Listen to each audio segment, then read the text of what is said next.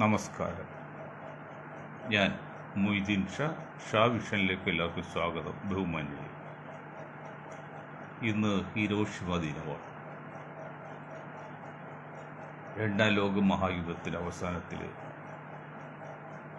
1945 August 6 America little boy എന്ന കൊച്ചു ബോംബിട്ട് ജപ്പാൻ്റെ 2 പട്ടണങ്ങൾ ഹിരോഷിമയും നാഗസാക്കിയിലും തരിപ്പിടമാക്കി. ഇന്നും അവിടെ പുല്ല് പോലും മുളച്ചിട്ടില്ല. വർഷം 55-75 മുക്കാൽ നൂറ്റാണ്ട് കഴിഞ്ഞിട്ട്. അതിനേക്കാൾ എത്രയോ മാരകമായി, എത്ര ഇരട്ടി ശക്തിയുള്ള ബോംബുകളാണ് ഇന്ന് 6 രാജ്യങ്ങൾ ഉണ്ടാക്കി, അറിഞ്ഞും അറിയാതെയും ഉണ്ടാക്കി സ്റ്റോക്ക് ചെയ്തിരിക്കുന്നത്. ഈ ഭൂമിയെ 7 പ്രാവശ്യം ഭസ്മാക്കാൻ കഴിവുള്ള ബോംബുകൾ ഉണ്ടാക്കിയിട്ടതാണ് ശാസ്ത്രജ്ഞന്മാർ പറയുന്നത്. ഏതായാലും ഭൂമി അപകടത്തിൽ തന്നെയാണ്, ശ്രദ്ധിക്കുക. മറ്റൊന്ന് എ പി കുര്യൻ സാറ്, മുൻ സ്പീക്കർ സഖാവ് എ പി കുര്യൻ്റെ ചരമവാർഷിക ദിനമാണ്. ആ മഹാത്മാവിൻ്റെ ആത്മാവിന് ഒരിക്കൽ കൂടി നേർന്നുകൊണ്ടും നമ്മളെല്ലാം പ്രിയങ്കരനായിരുന്ന പ്രേം നസീറിൻ്റെ ഏക മകൻ ഷാനവാസ്, അദ്ദേഹത്തിൻ്റെ ആദ്യ ചരമവാർഷിക ദിനമാണ്, അല്ലെങ്കിൽ മരണപ്പെട്ടതിൻ്റെ 1ാം വാർഷികം. ബഹുമാനി ആ ആത്മാവിനും നിത്യശാന്തി നേർന്നുകൊണ്ടും അദ്ദേഹത്തിന് കവറിലെ വിധി സ്ഥാപിക്ക് കൊടുക്കുന്നത് പറഞ്ഞുകൊണ്ടും നമുക്ക് തുടങ്ങാം. ഒരു കാര്യം നമ്മൾ മനസ്സിലാക്കാം, പ്രേം നസീർ ഭക്ഷണം കഴിക്കാതെ വെറും പാലും ബിസ്ക്കറ്റും കഴിച്ച് ശരീരഭാരം കൂടാതിരിക്കാനും സൗന്ദര്യം നിലനിർത്താൻ വേണ്ടി പാടുപെട്ട് വിശ്രമമില്ലാതെ ആർക്ക് വേണ്ടി ആ മനുഷ്യൻ പണം ഉണ്ടാക്കി. ആ മനുഷ്യൻ്റെ സഹായം സ്വീകരിക്കാത്ത ഒരൊറ്റ സംഘടനയോ ഒറ്റ നേതാവോ ഇന്ന് കേരളത്തിലെങ്കിലും ഇല്ല. എന്നിട്ട് ഒരു ബെസ്റ്റ് പോലും വളർന്നിട്ടുണ്ടോ? സ്വന്തം മകനെ പോലും നന്നാക്കാൻ പറ്റും. വെള്ളം അടിച്ചും മദ്യം ഇടപെട്ടും തൂർത്തിയിലും നശിപ്പിച്ചു കളഞ്ഞില്ലേ, ജീവിതം കളഞ്ഞില്ലേ. വേറെ പയ്യനല്ലേ, 50 വയസ്സോട്ട് 50 വയസ്സില്ലേ, 2 കാലും മുറിച്ചവൻ്റെ അവസാനം. അതൊന്നും ആരും പറഞ്ഞില്ല പുറത്ത്. 2 കാലും മുറിച്ച് പ്രമേഹം വന്നത്. സ്വന്തം വാപ്പ പ്രേം നസീർ ലോകം മുഴുവൻ കീഴടക്കിയെങ്കിലും സ്വന്തം മകനെ പോലും സംരക്ഷിക്കാൻ പറ്റുമോ? അദ്ദേഹത്തിന് ബസ് സ്റ്റോപ്പിൽ ഉണ്ടാക്കാൻ പറ്റുമോ ജീവിതകാലത്ത്? ഇതിന് മമ്മൂട്ടിയും ബാധകമാണ്, മോഹൻലാലും ബാധകമാണ്. ഏതൊന്ന് വിനീതമായി അഭ്യർത്ഥിക്കുകയാണ്, നമ്മുടെ രാഷ്ട്രീയത്തിലേക്ക് കടന്നാൽ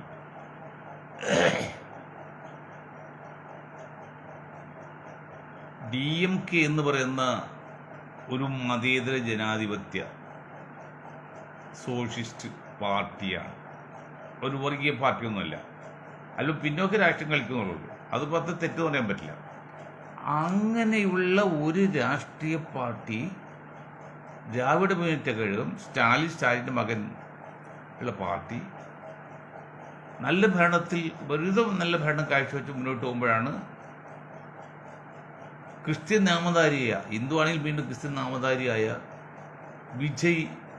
ജോസഫ് വിജയ് അവിടെ എങ്ങനെയോ അധികാരത്തിൽ കയറി. അതിൻ്റെ പുറകിലെ കളിയൊക്കെ ഒരുപടി ഉണ്ടെന്ന് ഞാൻ പറയുന്നില്ല, വെറുതെ പറയാൻ പറ്റുമെങ്കിൽ എതിർപക്ഷവും നല്ലതായിട്ട് വേണ്ടി നമ്മൾ ഈ പക്ഷത്തിൽ കിട്ടി പറയാം. 2 പക്ഷം മോശമാണെന്ന് പറയുന്നില്ല.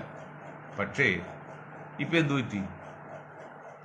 കേവലം ഒരു മന്ത്രിസ്ഥാനത്തിനും 2-3 സീറ്റ് വേണ്ടിയിട്ട് രാഹുൽ ഗാന്ധിയുടെ കോൺഗ്രസ് DMK തള്ളിക്കൊണ്ട്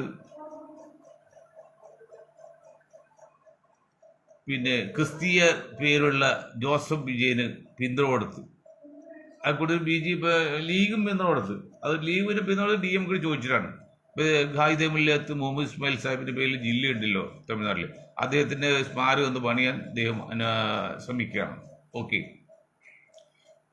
നിങ്ങളുടെ ഒരു കാര്യം മനസ്സിലായി, ഇന്ത്യയിലെ പ്രതിപക്ഷ രാഷ്ട്രീയ നേതാക്കൾ ഇതുപോലെ മണ്ടന്മാരാണല്ലോ നൽകുന്നത്.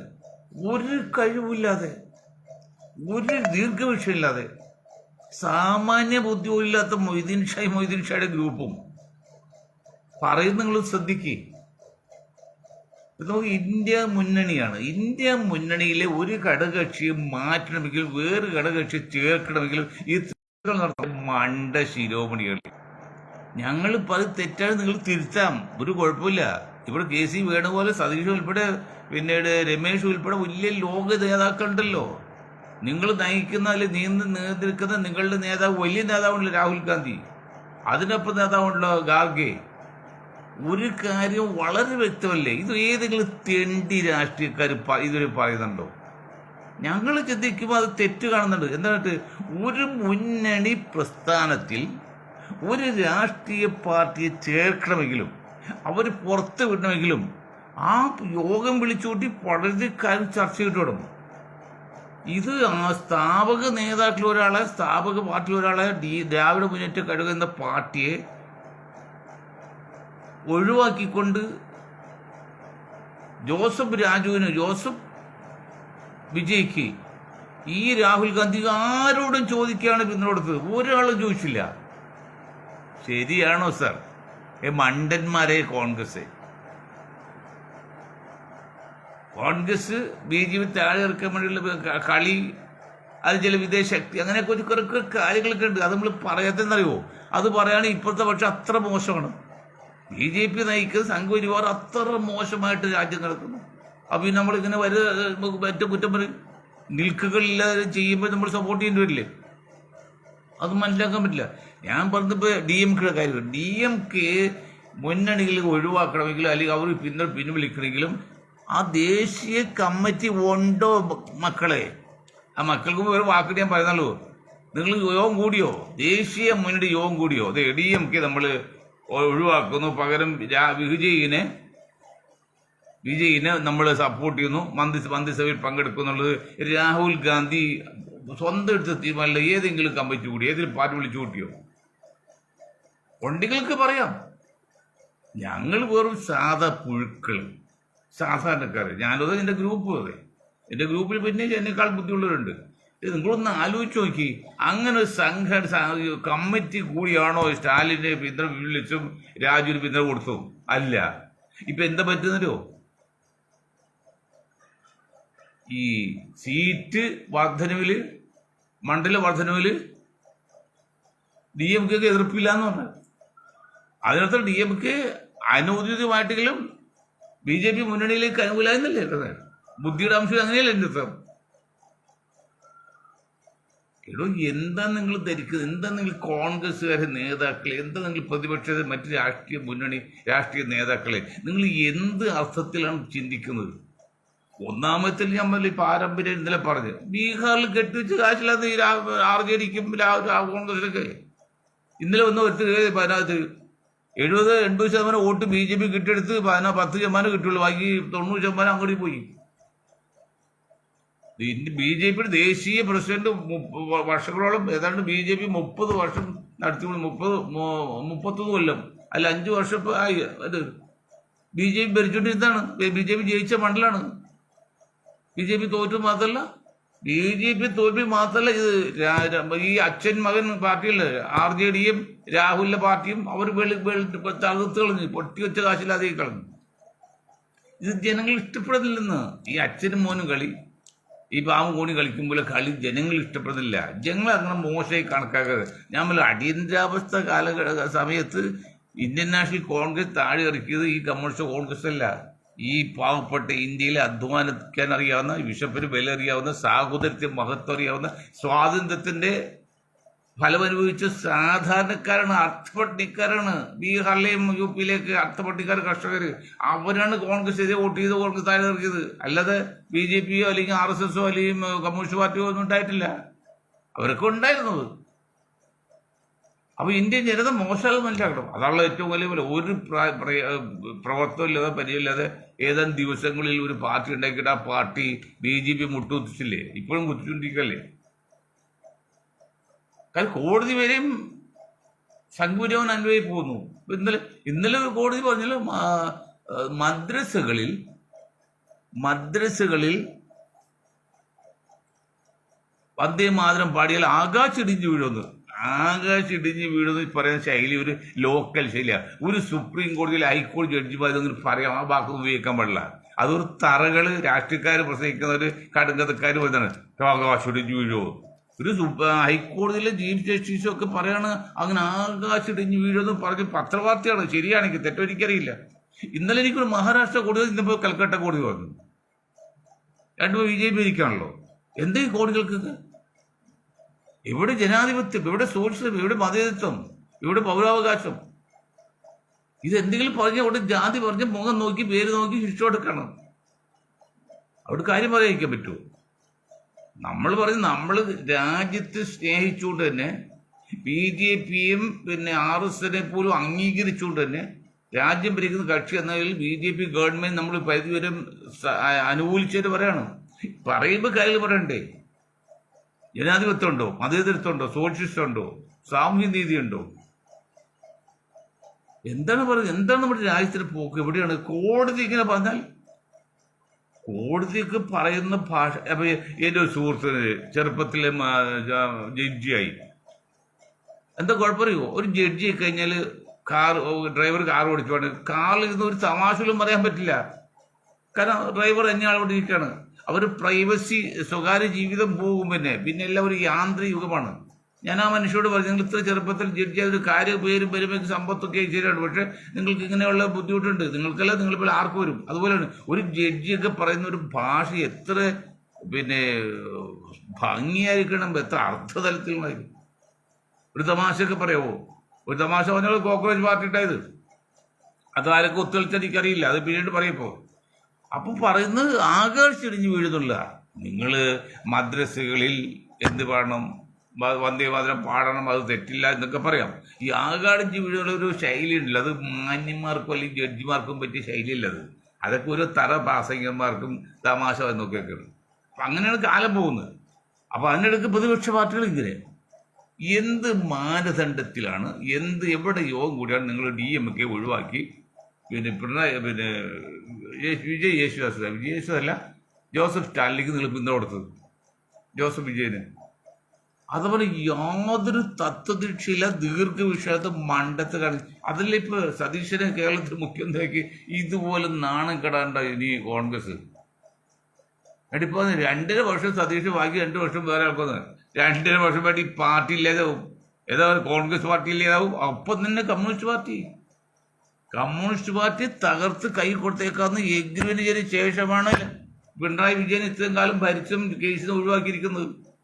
ഇനിയും കേസിന് ഒഴിവാക്കാൻ വേണ്ടി ഇനി അതൊക്കെ ഒന്നുകൂടി പറയണം, കമ്മ്യൂണിസ്റ്റ് പാർട്ടിയെ തകർത്തേക്കാം എന്നുള്ള എഗ്രിമെന്റിലാണ് പിണറായി ചെയ്തിരിക്കുന്നത്.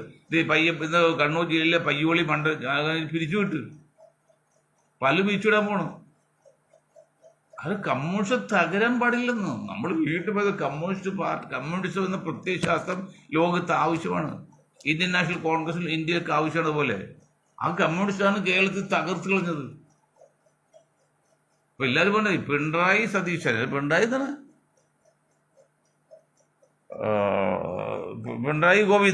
ഗോവിന്ദൻ, പിണറായി വിജയനും മറ്റു ഗോവിന്ദൻ മാറി പാർട്ടി മാറണം, എങ്കിലേ രക്ഷപ്പെടുള്ളൂ. അത് മാറി ഇപ്പോഴും സമയമായിട്ടില്ല, സമ്മതിക്കുന്നില്ല. എപ്പോഴും അയാൾ നശിപ്പിച്ചടങ്ങുള്ളൂ പിണറായി വിജയൻ ഒരു വ്യക്തി, കുടുംബത്തിന് വേണ്ടി കമ്മ്യൂണിസ്റ്റ് എന്ന ഒരു മഹാപ്രസ്ഥാനത്തെ കേരളത്തിൽ നശിപ്പിച്ച് അവരൊക്കെ BJPയിൽ എത്തിച്ച ശേഷമാണ് പിണറായി വിജയൻ ഈ ലോകം വിടുകയുള്ളൂ. അതുപോലെ സതീഷ് ഏതാണ്ട് ടെൻഡർ കോൺഗ്രസ് നശിപ്പിച്ചു കൊടുത്തേക്കാന്ന്. എന്നിട്ട് അവരെല്ലാം BJPയിലേക്കൊക്കെ കമ്മ്യൂണിസ്റ്റ് പാർട്ടി വിഭാഗം BJP തരാം. അങ്ങനെ BJPയെ വെച്ചിട്ട് ഇന്ത്യ ഭരിക്കാന്നാണ്, കേരളം ഭരിക്കാന്നാണ് പ്രതീക്ഷ.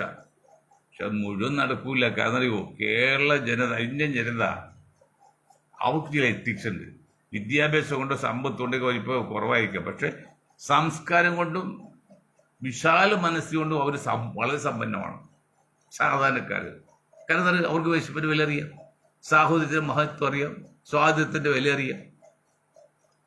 അതാണ് ബഹുഭൂരിപക്ഷം. ഇത് ഈ 100 വർഷം പോച്ചിട്ടും ഇന്നും ഇന്ത്യയിൽ BJP അല്ലെ RSS ഒരു 1% പോലും ഇല്ലടും. 100 വേണ്ടി ഒരാൾ പോലും RSSകാരില്ലെന്ന്. ഇത് തട്ടിക്കൂട്ടി അധികാരം വാങ്ങിച്ചപ്പോൾ അവർ കുറച്ച് ഡെവലപ്പ് ചെയ്ത് പല സ്ഥലങ്ങൾ കൈവശപ്പെടുത്തി. അതൊക്കെ ശരിയാണ്. അതുകൊണ്ട് മാത്രം പിടിച്ചു നിൽക്കാൻ പറ്റില്ല. അത് ഇവിടെ കമ്മ്യൂണിസ്റ്റ് കോൺഗ്രസ് കാണിക്കുന്നത് ഇപ്പൊ എത്ര നീചമായ പ്രവൃത്തിയാണ് ഇപ്പൊ സതീഷ് ഉൾപ്പെടെ കോൺഗ്രസും പിണറായി വിജയനും. ഇന്ത്യൻ നാഷണൽ കോൺഗ്രസ് നശിപ്പിച്ചായിട്ട് കൊടുന്ന് പിന്നെ രാഹുൽ ഗാന്ധി തീരുമാനിച്ചിരിക്കുകയാണ്. ആ രാഹുൽ ഗാന്ധി കുടുംബം, അതുപോലെ കമ്മ്യൂണിസ്റ്റ് തകർക്കാവുന്ന പിണറായി കുടുംബവും ജനങ്ങൾ സമ്മതിക്കില്ല. ചെയ്യുന്ന മുഴുവൻ മണ്ടത്തരല്ലേ. ഒരു 10-77 വയസ്സിൽ പടം നിർത്തണമെങ്കിൽ എത്ര നാളുണ്ട് മൊയ്തീൻ ഷായ്ക്ക്. ആ മൊയ്തീൻ ഷായെങ്കിലും ഇതൊന്നും പറയണ്ടേ, ജനങ്ങളെ അറിയിക്കണ്ടേ. ജനങ്ങൾക്ക് അറിയാം, പക്ഷെ അത് ജനങ്ങൾ ഒന്നുകൂടി പരസ്യം അറിയണ്ടേ. എന്ത് അടിസ്ഥാനത്തിലാണ്, എന്ത് യോഗം കൂടിയാണ് രാഹുൽ ഗാന്ധി വിജയ് യേശുദാസ് അല്ലെ പിന്നെ എന്താണ് ജോസഫ് വിജയനെ സപ്പോർട്ട് ചെയ്ത ആ പാർട്ടിയെ എന്തുകൊണ്ടാണ്, എന്ത് ചർച്ച ചെയ്താണ് DMK ഒഴിവാക്കിയത്? ഉത്തരം പറയണം. ഞഞ്ഞമഞ്ഞ മറ്റുകാരില്ല. കാരണം ജനങ്ങൾ നിൽക്കുകളില്ലാതെ ഇപ്പോഴും ഇന്ത്യയിലെ ഭൂരിപക്ഷം എന്ന ഹിന്ദു സഹോദരങ്ങൾ, ഹിന്ദു യുവതികൾ, വിദ്യാസമ്പന്നർ, വിദ്യാർത്ഥികളെല്ലാം രാജ്യം നിലനിൽക്കാൻ വേണ്ടി BJPക്കെതിരെ വന്ന് പ്രവർത്തിച്ചുകൊണ്ടിരിക്കുകയാണ്. അത് കോൺഗ്രസ് പുറത്തോടെ, പ്രതിപക്ഷ പാർട്ടി പുറത്തോടല്ല. പ്രതിപക്ഷ പാർട്ടിയുടെ പുറത്ത് എല്ലാം BJPക്ക് അനുകൂലപ്പെടുന്നത്.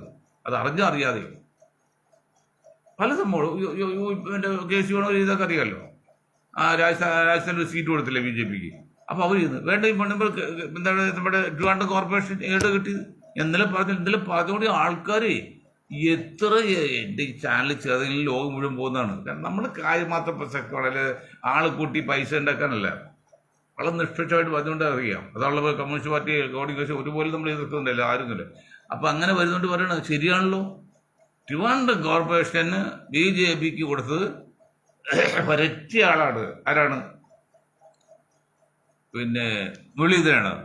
മുരളീധരൻ പോസ്റ്റ് ശരിയാണ്. കാരണം 10 സീറ്റുള്ള 9 സീറ്റുള്ളടുത്ത്, അല്ലെങ്കിൽ 10 സീറ്റുള്ളത് 19 സീറ്റ് കിട്ടി നിസ്സാര കാര്യമല്ല. 8 സീറ്റ് കോർപ്പറേഷൻ പ്രതിനിധിക്കാത്ത നിസ്സാര കാര്യമല്ല. പക്ഷെ അതിന് ഫലം എന്താക്കണം? പാർശ്വഫലം എന്തായിരുന്നു? BJP നേരത്തെ വന്നു. ഇപ്പത്തെ ഒരു പട്ടമുണ്ട് പത്തനംതിട്ടയിൽ, നാരങ്ങാനം പഞ്ചായത്തിൽ. അവിടെ BJPക്ക് 6 seat, Congress 6 seat, 2 seat communist പാർട്ടിയാണ്. അവിടെ കമ്മ്യൂണിസ്റ്റ് പാർട്ടി കാലുവാരാണ്, കോൺഗ്രസ് കാലുവാരായിട്ട് BJP സപ്പോർട്ട് ചെയ്യാണ്. ഈ കോൺഗ്രസ് കളിച്ചതിനെ ഇവിടെ BJP കമ്മ്യൂണിസ്റ്റ് കളിക്കും. കഴിഞ്ഞ തെരഞ്ഞെടുപ്പിൽ റിസൾട്ട് വന്നപ്പോഴേ പാർലമെന്റിൽ, അല്ല നമ്മുടെ ട്രിവാൻഡ്രം കോർപ്പറേഷനിൽ പ്രതിപക്ഷ പാർട്ടി CPMന്റെ വാള് ആ കമ്മിറ്റിയിൽ വന്നില്ല. പൂനെയിലെ ഒരു മീറ്റിൽ പോയേക്കാറ്. അത് പറഞ്ഞല്ലോ. മറ്റ് നേതാവിൻ്റെ ബന്ധുവാണ്. ആ നേതാവിനെ അകത്താകാതിരിക്കാൻ വേണ്ടി, ഒഴിവാക്കാൻ വേണ്ടി, അങ്ങനെ പല പല ആനുകൂല്യം BJPക്ക് ചെയ്തു കൊടുക്കും ഈ കള്ളന്മാരൊക്കെ. അതുകൊണ്ട് കമ്മ്യൂണിസ്റ്റ് ആശയത്തോട് യോജിക്കുന്ന പാവപ്പെട്ടവരെ അല്ലെങ്കിൽ ചിന്തിക്കുന്ന ഏതെങ്കിലും ആൾക്കാർ പ്രവർത്തകരുണ്ടെങ്കിൽ നിങ്ങൾക്ക് അവസരം കണ്ണടച്ചുകളയല്ലേ. നിങ്ങൾ ഒരു കുഞ്ഞെങ്കിലും കഴിഞ്ഞ അസംബ്ലി ഇലക്ഷൻ മുമ്പായിട്ട് ഒരു 2 മാസം മുമ്പെങ്കിലും ആ പിണറായി മാറ്റാൻ പറഞ്ഞെങ്കിൽ ആ പാർട്ടി രക്ഷപ്പെടില്ലെന്നോ പറഞ്ഞോളൂ. സഖാക്കൾ നിങ്ങൾ നട്ടിലുള്ള ഒരു സഖാക്കളുണ്ടാവോ? കൊല്ലിട്ട് നിൽക്കണം. ഉണ്ടായിരുന്നു 3-4 പേര് പുറത്തു പോയി അവർ ജയിച്ചതില്ലേ? അവർ നട്ടിൽ കാണിച്ചു. നിങ്ങൾ കാണിച്ചോ? പിണറായി ഭയപ്പെടുന്നു. അങ്ങനെ ഭയപ്പെടുന്ന തുമ്മപ്പോടെ പോകണം, മൂക്കണി പോട്ടി നിൽക്കണം. അങ്ങനെ ഭയപ്പെട്ട് കഴിക്കാൻ പറ്റുമോ പാർട്ടിക്ക്? പാർട്ടിയിൽ ഇപ്പോൾ ജീവിതം അവസാനിക്കുമ്പോൾ ജീവൻ വരെ പോകാം. പാർട്ടി രംഗത്തിൽ അങ്ങനെയാണ്. ചിലപ്പോൾ ജീവൻ വരെ പോയി അപകടത്തിലായിരിക്കും. ആയിട്ടുണ്ട്. ചരിത്രം അതാണ്. ഒരൊറ്റ നാട്ടിലുള്ള കമ്മ്യൂണിസ്റ്റ് വേണ്ടത്, ഒറ്റ നാട്ടിലുള്ളത് പിണറായിയുടെ കാണാം. എന്നിട്ട് പിണറായി, രാജീവ് എന്നാൽ എല്ലാ കമ്മ്യൂണിസ്റ്റ് ഈ ബേബി ഗൂബിയൊക്കെ പറയണം. അവർക്കൊന്നും മനസ്സിലായില്ല. ഇത്ര കണ്ട് ഞങ്ങളുടെ പാർട്ടി താഴെ പോകുന്നു അറിഞ്ഞില്ല എന്ന്. ഇന്നലെ ഷംസീർ പറഞ്ഞല്ലേ ഇത്ര താഴെ പോയി ഞങ്ങൾ അറിഞ്ഞില്ല എന്ന്. ഷംസീർക്ക് എന്ത് കോണത്തെ നേതാവാണ്? കമ്മ്യൂണിസ്റ്റ് പാർട്ടിയിൽ കേന്ദ്ര ഉൾപ്പെടെ കമ്മ്യൂണിസ്റ്റ് പാർട്ടിയിൽ പോളിറ്റ് ബ്യൂറോയിൽ ഒരൊറ്റ രാഷ്ട്രമീമാംസ ഉണ്ടായതെങ്കിൽ ആരാണ്? വാട്ട്സ്ബൈ രാഷ്ട്രമീമാംസൻ. അവർ അടിവഴുക്കറിയണം, ജനങ്ങളുടെ മാൻഡേറ്റ് അറിയണം, ജനങ്ങളുടെ വികാരം അറിയണം, അവർ ആഗ്രഹം അറിയണം. അതറിയാനുള്ള ഒരൊറ്റ ആൾ കമ്മ്യൂണിസ്റ്റ് പാർട്ടിയിലുണ്ട്, CPM ഉണ്ടായിരുന്നെങ്കിൽ ഞങ്ങൾ പോലും മനസ്സിലായി മാസങ്ങൾ മുമ്പ്. അത് ഞങ്ങൾ LDF അനുകൂലമായിരുന്നാൽ പിന്നെ UDF പോകുന്നതറിയോ? LDF ഒരിക്കലും തിരുത്താൻ പറ്റാത്ത മനസ്സിലായത്. ഞങ്ങൾ പോലും മനസ്സിലായിട്ട് ഈ പോളിറ്റ് ബ്യൂറോ മെമ്പർക്ക് ഈ ബേബിക്ക് എത്ര വർഷം കമ്മ്യൂണിസ്റ്റ് പാർട്ടി എടുത്താൽ ബേബിക്ക് പോലും മനസ്സിലായോ പിണറായിയുടെ ഇപ്പോൾ ഈ കമ്മ്യൂണിസ്റ്റ് പാർട്ടി പ്രവർത്തകർ വളരെ മോശമാണ്? മനസ്സിലായില്ല. അതിനർത്ഥം സുഖലോലുപത, അധികാരം ഒന്നുകൂടി കേന്ദ്രം ഭരണമിരിക്കുന്ന. ഇപ്പൊ ബേബി ഒരു മാറ്റത്തെ ശ്രമിക്കുന്നുണ്ട്. കാരണം എന്താണ്? നിൽക്കുകളില്ല. ഇനി പുള്ളിക്ക് പാർട്ടി ഒന്നും പ്രതീക്ഷിക്കാനില്ല. കാരണം അടുത്ത ഒരു 4 വർഷം കഴിയുമ്പോഴേക്കും വരെ 10-70 വയസ്സാവും. പിന്നെ ഒരു സ്ഥാനത്തും ഉണ്ടാവില്ല. അപ്പോൾ പിന്നെ ഇപ്പോൾ പറയാം. അങ്ങനെയാണ് ഇപ്പോൾ പിണറായിക്കെതിരെ ഗ്രൂപ്പ് ഉണ്ടാക്കിയിരിക്കുന്നത്. അതാണ് നിൽക്കുകളില്ല. എപ്പോഴും ഒരു ഇലക്ഷൻ 1 മാസം മുൻപ് ഇത് നിന്ന് കാണിച്ച ബുദ്ധി അന്ന് കാണിച്ചിരുന്നെങ്കിൽ കമ്മ്യൂണിസ്റ്റ് പാർട്ടി നശിക്കില്ല. ഒരു 76 സീറ്റ് കിട്ടി കോൺഗ്രസ് ഭരണത്തിൽ വരും. അത് ഞങ്ങൾ അങ്ങനെ വരുത്താൻ ഞങ്ങൾ തീരുമാനിച്ച കാര്യമാണ്. അപ്പോഴും ബാക്കി 76 പോലും എത്ര ഇട്ടത്? 66 64 സീറ്റ് കമ്മ്യൂണിസ്റ്റ് പാർട്ടി ഉണ്ടായാലേ ഇരട്ടി കിട്ടിയാലേ. ഇപ്പോൾ 35 കുറഞ്ഞല്ലേ? അന്ന് ഈ ബുദ്ധിരാക്ഷസന്മാര് സുഖലോലുകളുടെ പേരിൽ അതൊന്നും അറിയാനുള്ള കഴിവില്ലാത്ത മണ്ടന്മാരായിപ്പോയി.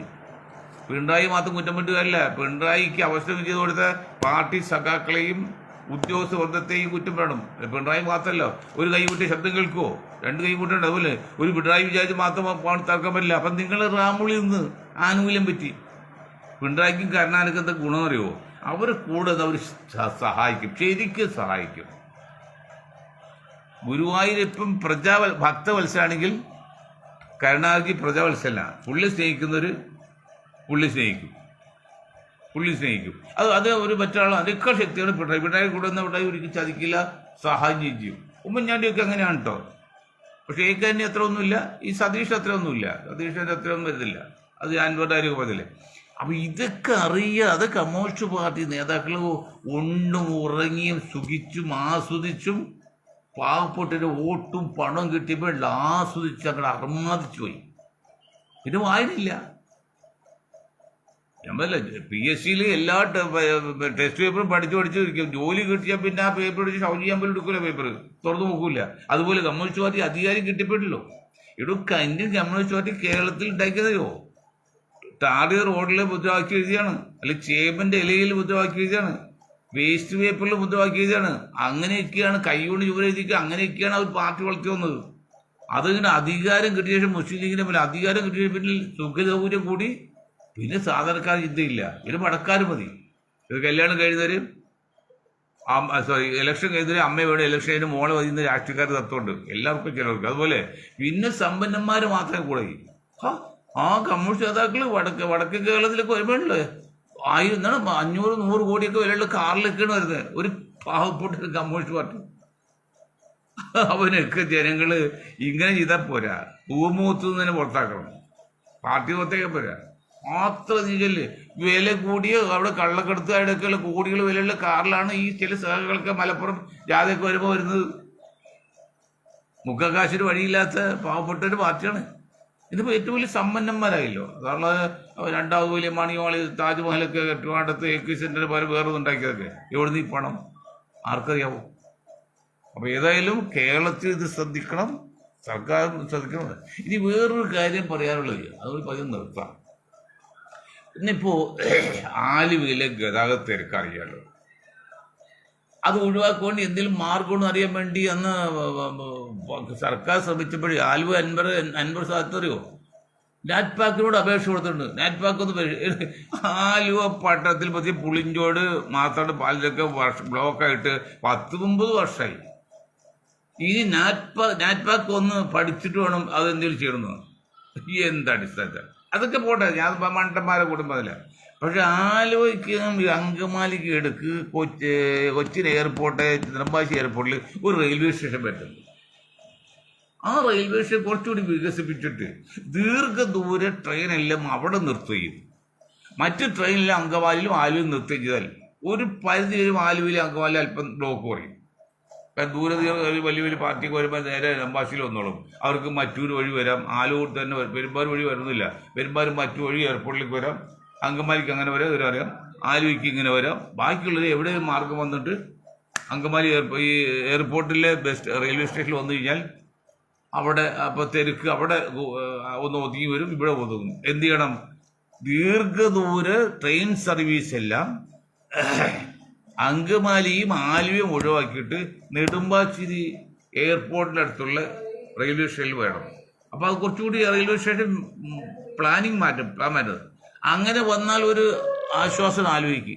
അതല്ലെങ്കിൽ ആലുവയിൽ തിരക്ക് കുറക്കണമെങ്കിൽ നമ്മളുടെ പിന്നെ ആലുവയിൽ ബാങ്ക് ജംഗ്ഷൻ ഉണ്ട്, പമ്പ് ജംഗ്ഷൻ ഉണ്ട്. പമ്പ് ജംഗ്ഷൻ ഒരു ഉയർന്ന പ്രദേശം, അവിടെയുള്ള വാട്ടർ ടാങ്ക് ഇരിക്കുന്നത്, ഉയർന്ന പ്രദേശമാണല്ലോ വാട്ടർ ടാങ്ക് ഇരിക്കുന്നത്.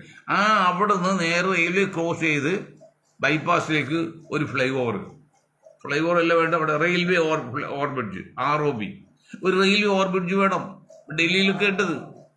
അങ്ങനെ വന്നാൽ തിരക്ക് കുറയും. ഇത് ആലുവയിലെ അവസ്ഥ എന്താ? ഒരു 6-7 മണി കൊണ്ട് കഴിച്ച പിന്നെ 11 മണി വരെ അനങ്ങാൻ പറ്റില്ല. അല്ല വൈകിട്ട് 3 മുതൽ 7 മണി വരെ അനങ്ങാൻ പറ്റില്ല. ഞാനൊക്കെ ആലുകൂടി പെരുമ്പാർക്ക് പോകണം, ഇരിക്കാൻ പോകത്തില്ല വഴി, കാരണം റോഡ് അത്ര ബ്ലോക്കാണ്. ഇതൊക്കെ കണ്ടൊന്ന് ശ്രദ്ധിക്കണം എൻ്റെ നേതാക്കളെ, രാഷ്ട്രീയക്കാരെ. നിങ്ങൾ വെറുതെ ആഘോഷിക്കാനും മൊത്തം പോയാൽ പോലെ നാടിന് എന്തെങ്കിലും ചെയ്യണ്ടേ? അതെന്താണ് മനസ്സിലാക്കാത്തത്? നാളെ ഒരു പ്രധാന പോയിന്റ് കൂടി പറയാൻ സമയമില്ല എങ്കിൽ പറയുകയാണ്. അതായത് ഈ സംവരണം വേണ്ട, അത് സാമ്പത്തിക സംവരണം വേണം. പിന്നെ OBC-ക്കാർക്ക് ക്രീമി ലെയർ ഉണ്ട്, അത് ക്രീമി ലെയർ OBC-ക്കാർക്ക് കൊടുക്കുന്ന പോലെ ഷെഡ്യൂൾ കാസ്റ്റിന് ക്രീമി ലെയർ വേണം എന്നൊക്കെ പല പല ചർച്ചകൾ വന്നു. അത് ഞാൻ ചർച്ച ചെയ്തവർക്ക് പറയുന്നത്, നിങ്ങൾ ജാതി സെൻസസ് നടത്തിയിട്ട് ഉദ്യോഗസ്ഥർ കണക്കെടുക്കണു, എന്നിട്ട് പിന്നോക്കരും ദളിതൊക്കെ ആവശ്യത്തിലധികം ജോലി ഉണ്ടെങ്കിൽ പിന്നെ ആ സംവരണമേ വേണ്ടെന്നേ. അതെന്താ പറയാത്തത്? ഇന്ന് ഒരുത്തൻ പറയാണ് OBC ഇപ്പോൾ 200 സീറ്റ് ഉണ്ടെങ്കിൽ 120 സീറ്റ് അവർക്ക് മെറിറ്റ് കിട്ടും, ബാക്കി റിസർവേഷൻ വെച്ച് 12-24 കിട്ടും. അപ്പോൾ 120, 124, 150 വരും അവരും, ബാക്കി 50 എല്ലാം കൂടെ ഉള്ളതെന്ന്. ചിലപ്പോൾ ശരിയായിരിക്കാം ജനറൽ. ഇത് തന്നെ മറ്റ് സവർണ വിഭാഗങ്ങൾക്കുള്ളു, ക്രിസ്ത്യൻ വിഭാഗങ്ങൾക്കുള്ളു, മുസ്ലിംക്ക് മാത്രമേ ഉള്ളൂ. അപ്പോൾ മുസ്ലിങ്ങൾക്ക് മാത്രം ജനറൽ മെറിറ്റിൽ കിട്ടാൻ പാടില്ല, അത് പറ്റില്ല. റിസർവേഷൻ കൊടുക്കുക, അവിടെ 12% കൊടുക്കുള്ളൂ. മറ്റുള്ളവർക്ക് ഓപ്പൺ കോട്ടയെല്ലാം അവർക്ക് വേണം. അതാണ് അവർ പറഞ്ഞത്. നിങ്ങൾ കണക്ക് നോക്കപ്പാ, നിങ്ങൾ സെൻസസ് നടത്തിയിട്ട് ഈ ജോലി ഉദ്യോഗസ്ഥൻ, സർക്കാർ ഉദ്യോഗസ്ഥൻ കണക്കെടുക്ക്. എന്നിട്ട് നല്ല ശതമാനം ദളിതുകളും മുസ്ലിങ്ങൾക്കും ഉണ്ടെങ്കിൽ, OBC-ക്കാർക്ക് ഉണ്ടെങ്കിൽ നിങ്ങൾ സംവരണം കൊടുക്കണ്ടെന്നേ. സംവരണം സ്ഥിര സമ്പ്രദായമല്ല, താൽക്കാലികമാണ്. അതാണ് എന്തുകൊണ്ടാണ് ഷെഡ്യൂൾ കാസ്റ്റിന് ഈ ക്രീമിൽ പെടാത്ത സമ്പത്താണ് കാര്യമെങ്കിൽ നമ്മുടെ ജഗജീവൻ റാം ഉദ്ഘാടനം ചെയ്ത പിന്നെ അംബേദ്കർ പ്രതിമ അതേ കാറി കയറിപ്പോയി ഗംഗാജലം ശുദ്ധീകരിച്ചില്ലേ, ഗംഗാജലം കൊണ്ട് അയിത്തമായി തോന്നിട്ട്. അപ്പോൾ ഇയാൾ പണമില്ലാത്തതാണോ? അധികാരമല്ലേ? ഇന്ത്യയുടെ രാജ്യരക്ഷാ വകുപ്പ് മന്ത്രി, deputy prime minister, multinational mill, അതായത് സൂപ്പർ ടാക്സ് കൊടുത്ത ആള് ജഗജീവൻ റാം. അപ്പോൾ പണം പ്രതാപമില്ലാത്തതാണോ? പണവും പ്രതാപം ഉണ്ടായാലും അവർക്ക് അംഗീകാരം കിട്ടില്ല. അതിനാണ് അംഗീകാരത്തിന് കൂടിയാണ് സർക്കാർ ജോലി കൊടുക്കുന്നത്. അല്ല പണം ഉണ്ടാക്കാൻ ജീവിക്കും മാത്രമാണെങ്കിൽ അവർക്ക് കുറേ പൈസയിലോ കച്ചവടം ചെയ്യാൻ കൊടുത്താൽ പോരെ. പണം ഉണ്ടാക്കുകയാണെങ്കിൽ പണം മാത്രമല്ല, അംഗീകാരം. അതാണ് ഞങ്ങൾ വന്നൊരു പോയിന്റ് പറഞ്ഞ് നിർത്താണ്. ജനസംഖ്യക്ക് ആനുപാതികമായ പ്രാതിനിധ്യം വേണം. ഏതിലൊക്കെ? തൊഴിൽ വേണം, പഠനത്തിൽ വേണം, ഉദ്യോഗത്തിൽ വേണം. ഈ തൊഴിൽ വേണം, പഠനത്തിൽ വേണം, പിന്നെ തെരഞ്ഞെടുപ്പിൽ വേണം. ജനസംഖ്യക്ക് ആനുപാതികമായി എത്ര ജനസംഖ്യ ഒരു സമുദായം ഉണ്ടോ അതിനനുസരിച്ച് അവർക്ക് പ്രാതിനിധ്യ സ്വഭാവം കൊടുക്കണം. അതായത് ആഡിക്വേറ്റ് റെപ്രസെന്റേഷൻ അത് കൊടുക്കാൻ സംവരണമേ വേണ്ടത് ഞങ്ങൾ വന്നത്. ഞങ്ങൾ ഒരിക്കലും സംവരണം വരുന്നില്ല. അതൊരു താൽക്കാലിക സംവിധാനമാണ്, തന്നെയല്ല കോടതി പോയി അത് തള്ളിക്കളയുകയും ചെയ്യും. അവിടെ സംവരണം അല്ല ഞങ്ങൾ വരുന്നത്. നമുക്ക് വേണ്ടത് ആഡിക്വേറ്റ് റെപ്രസെന്റേഷൻ, ജനസംഖ്യക്ക് ആനുപാതിക പ്രാതിനിധ്യം വേണ്ടത്. ഇത്രയും കാര്യം പറഞ്ഞുകൊണ്ട് ഞാൻ എൻ്റെ വാക്കുകൾ നിർത്താൻ നിങ്ങൾക്ക് ഒരായിരം നന്ദി. ജയ് ഹിന്ദ്.